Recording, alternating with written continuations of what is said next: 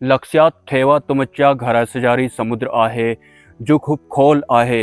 सुशांत सिंह राजपूत के कातिल के बारे में बहुत सारे भगतों को पता है, लेकिन जो भी भगत राजनीति के अधीन हैं, भले ही वो बागेश्वर धाम हो, पांडवकर सरकार हो या फिर करौली सरकार ही क्यों ना हो, वो चाहकर भी सुशांत सिंह राजपूत के कातिल का नाम रिवील नहीं कर पाएंगे। लेकिन जो भी भगत राजनीति के अधीन नहीं हैं और जिन भी भगतों ने जो कि राजनीति के अधीन नहीं है सुशांत सिंह राजपूत के कातिल उनको आत्महत्या करने के लिए उकसाने वाला जो भी पर्टिकुलर शख्स है उसके बारे में बताना चाहा है या फिर वीडियो बनाया है, उन्हें तुरंत ही धमकियां मिलना शुरू हो जाती हैं। और वो धमकियां कुछ इस तरह की होती हैं कि अगर तुमने इस टॉपिक पर दोबारा वीडियो बनाया या फिर इस विषय पर चर्चा की तो तुम्हारे परिवार को खत्म कर दिया जाएगा या फिर तुम्हें खुद ही खत्म कर दिया जाएगा। ऐसा बिल्कुल भी नहीं है कि सुशांत सिंह राजपूत ने जो आत्महत्या की थी उनको आत्महत्या करने के लिए मजबूर करने वाले का नाम कोई नहीं जानता है, लेकिन बात सिर्फ सुशांत सिंह राजपूत को आत्महत्या करने के लिए उकसाने वाले कातिल तक ही सीमित नहीं है, क्योंकि बात ये माया नगरी से लिंक रखती है। माया नगरी जो कि एक आकर्षण का केंद्र है और मुंबई को माया नगरी खाली ऐसे ही नहीं बोला जाता है।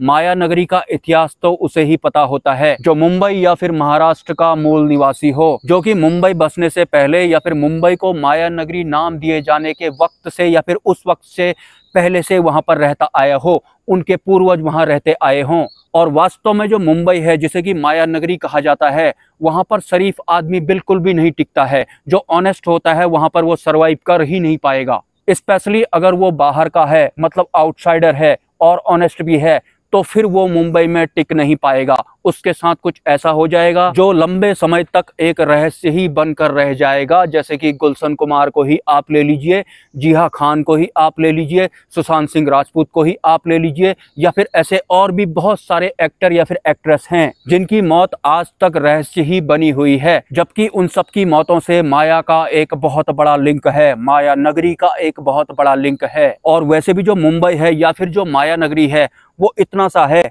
जबकि माया नगरी के चारों तरफ महाराष्ट्र आता है। जैसा कि माया नगरी सबको आकर्षित करती है, तो जिनके भी सपने होते हैं जो भी मुंबई जाते हैं, तो अगर उनके सपने पूरे हो जाते हैं तो भी वो मुंबई के ही अंदर में रहते हैं।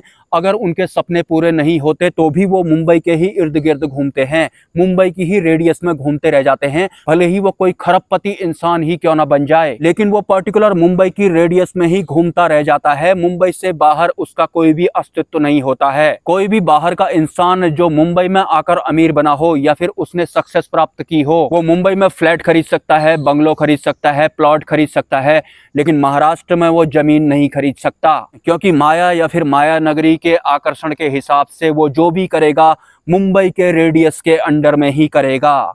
और जो भी मुंबई में कारोबार होता है उसका जितना भी टैक्स होता है वो महाराष्ट्र गवर्नमेंट को जाता है। सिंपली छोटी सी मुंबई में बहुत बड़े कारोबार होते हैं तो बहुत बड़ा टैक्स भी वहां की सरकार को जाता है, लेकिन एक आम इंसान अपने सपनों तक ही सीमित रहता है। उसे ज्यादा से ज्यादा मुंबई जाकर अपने सपने पूरे करने होते हैं। बहुत सारे भगतों को सुशांत सिंह राजपूत को आत्महत्या के लिए उकसाने वाले एक्चुअल कातिल का नाम पता है, और जिन्होंने भी उस विषय पर चर्चा की या फिर वीडियोज बनाए थे, अगले दिन से ही या फिर अगले 1 घंटे बाद ही उनको थ्रेटनिंग ईमेल्स आना शुरू हो जाती हैं कि आपके परिवार को मार दिया जाएगा या फिर आपके खुद को ही मार दिया जाएगा, और उसके बाद वो भी साइलेंट हो जाता है। जैसा कि कल मैंने कम्युनिटी पोस्ट में एक वीडियो का लिंक दिया था, उस वीडियो में जो भगत हैं उन्होंने भी एक्सेप्ट किया था कि जैसे ही मैंने सुशांत के बारे में वीडियोज बनाना शुरू किया तो अगले दिन से ही मुझे ईमेल्स आना शुरू हो जाती हैं कि अच्छा हुआ तुमने उसका नाम नहीं लिया, वरना फिर तुम्हारे साथ ये हो जाता वो हो जाता, और वो भी उसके बाद साइलेंट ही रही हैं। और बहुत सारे ऐसे भगत हैं जो एक्चुअल में सुशांत सिंह राजपूत को आत्महत्या के लिए उकसाने वाले एक्चुअल कातिल का नाम जानते हैं, जिनमें से मैं भी एक हूं।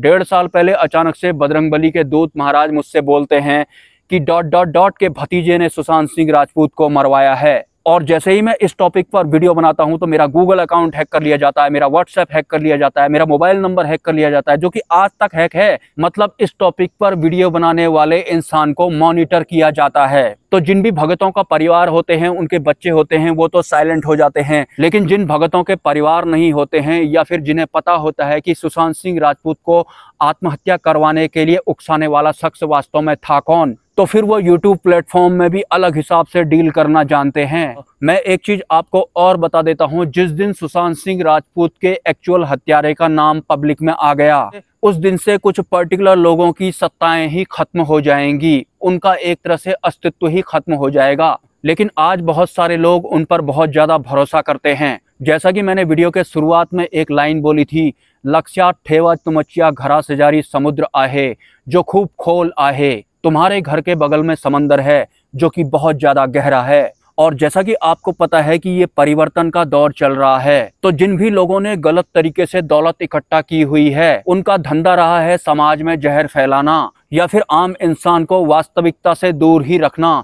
इस तरह के लोगों की जो बहुत सारी दौलत होती है या फिर इनके जो वंश होते हैं, वो समंदर को भी बहुत ज्यादा पसंद आते हैं। ये कुछ ऐसी बात है, ये मेरा मुंबई, मैं इसका मालिक, बाहर का तू ना ना ना ना। समझदार को इशारा काफी, बच्चे को गुब्बारा काफी। लेकिन एक बात और मैं आपको बताता हूँ, भले ही वो बिहार पुलिस के कोई उच्च स्तरीय ऑफिसर क्यों ना हो या फिर सीबीआई के उच्च स्तरीय ऑफिसर ही क्यों ना हो, अगर उन्हें भी सुशांत सिंह राजपूत के कातिल का नाम पता लगता है, तो मैं 101% श्योर हूं कि वो भी नहीं बोल पाएंगे। क्योंकि बात सिर्फ सुशांत सिंह राजपूत के कातिल तक ही सीमित नहीं है, माया नगरी से भी लिंक रखती है। और माया नगरी की वास्तविकता तो उसे ही पता होगी जो बहुत पहले से वहां पर रहता होगा। तो जैसा कि मुझे दूत महाराज द्वारा पता लगा कि ... के भतीजे ने सुशांत सिंह राजपूत को मरवाया है, जिस दिन मुझे पता लगा तो सबसे पहले मैंने उसी ... को ट्वीट किया था कि बेटा पापा आ गए। लेकिन वो मेरा ट्वीट ही डिलीट कर दिया जाता है और वो ट्विटर अकाउंट भी डिलीट कर दिया जाता है।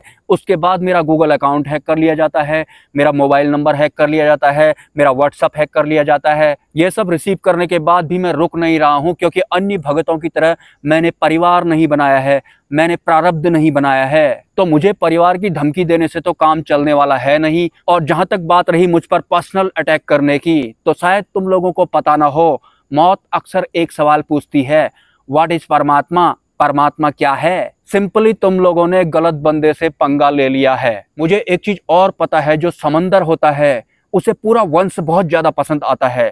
वंश के साथ पूरी संपत्ति भी समंदर को बहुत ज्यादा पसंद आती है। फिलहाल मैं दारू का वन में बैठा हूँ और दारू का वन के बगल में समंदर है जो कि बहुत ज्यादा गहरा है।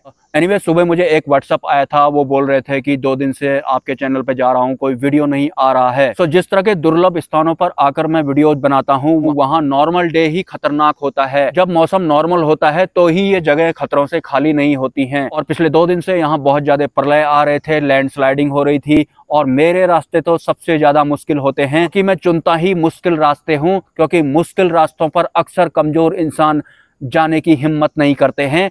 कमजोर इंसान अपने घरों में ही घुसे रहते हैं और मोबाइल पर वीडियो देखने में उन्हें बहुत मजा आता है। तो गाइस, ये था मेरा आज का वीडियो। सुशांत सिंह राजपूत के एक्चुअल हत्यारे के साथ साथ मुंबई यानी कि माया नगरी की माया के बारे में भी मैं बहुत जल्द आपको बताने वाला हूं कि माया वास्तव में है कौन। मिलते हैं नेक्स्ट वीडियो में। ब्रह्मा, विष्णु, महेश, जय मां पराशक्ति।